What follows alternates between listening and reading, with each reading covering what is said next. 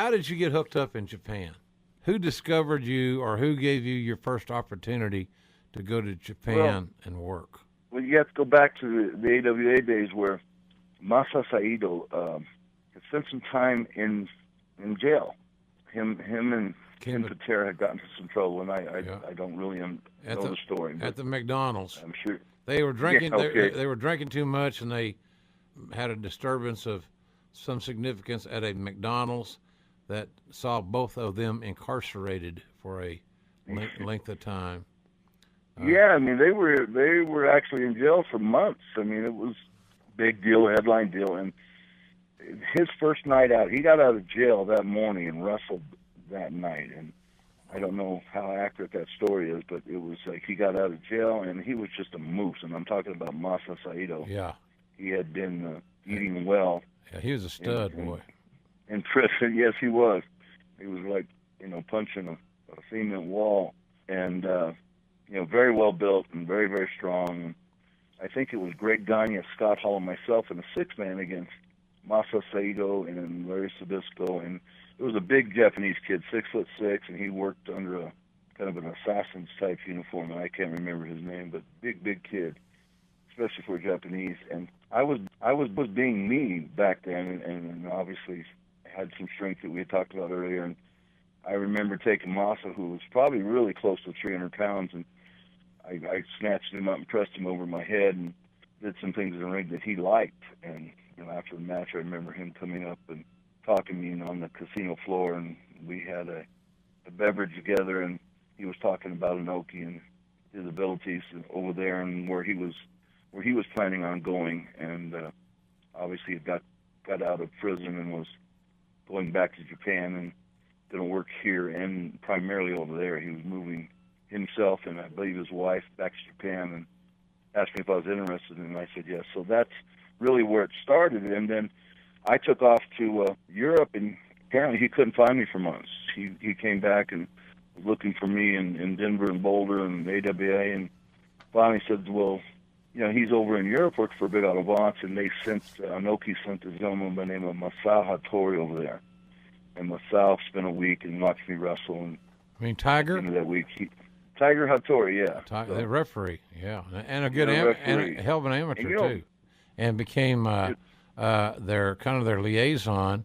And Tiger now still lives in New York City, where his family has been for many, many years, and represents New Japan. So you were in good hands with Tiger. He was a good man.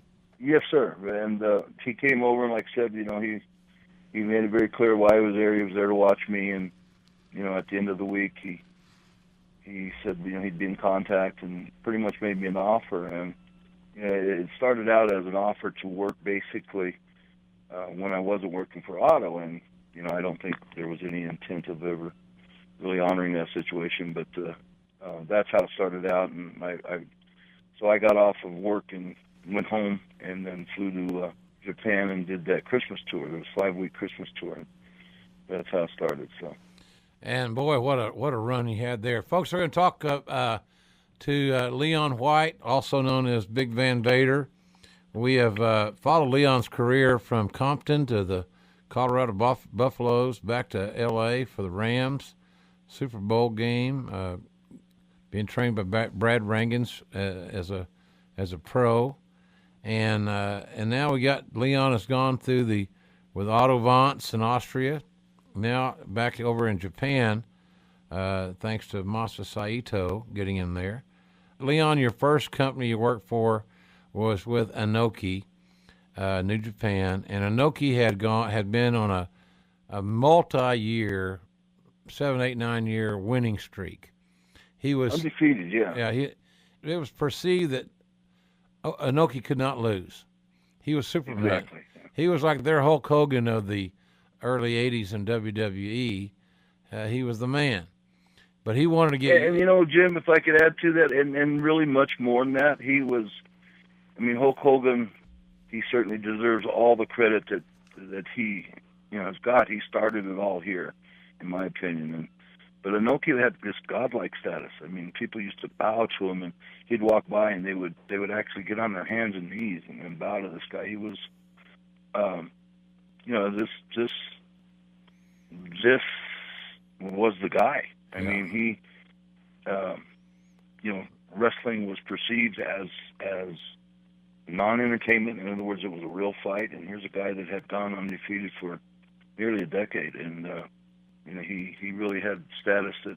And he went on later to be a Japanese senator, a member of the Japanese Diet, and his accomplishments and his notoriety and his popularity and stardom, et cetera, et cetera. He married a movie star. He had everything. He had the magic life. He had the magic life. And if anybody could ever say somebody was quote unquote over, Antonio Inoki in that era was over.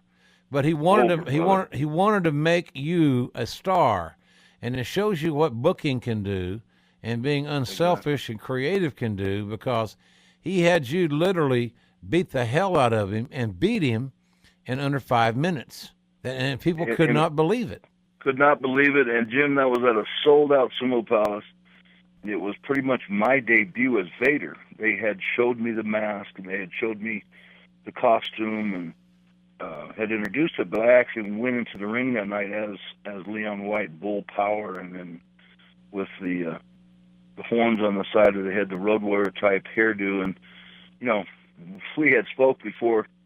Really, it was very, very serious in terms of, before match not speaking. So, we had got to speak, probably weeks earlier. And basically he said, Leon, this is extremely important, for the company. And we're talking about making you the number one person in the company. He said, even above myself.